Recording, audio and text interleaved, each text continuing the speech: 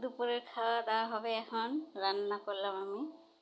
তো আজকে দুপুরের মেনু আছে পাঁপড়, মাছের ঝোল, আলু দিয়ে ডিমের তরকারি, মামলেট করে ঝোল করছি। তারপর ভাত, লেবু, ওইটা হচ্ছে কচু শাক, আর এইটা হচ্ছে তোমার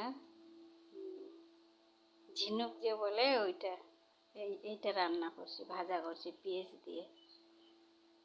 কেউ ওইটাকে ঝিনাইও বলে, ওইটা পেঁয়াজ দিয়ে ভাজা করছি।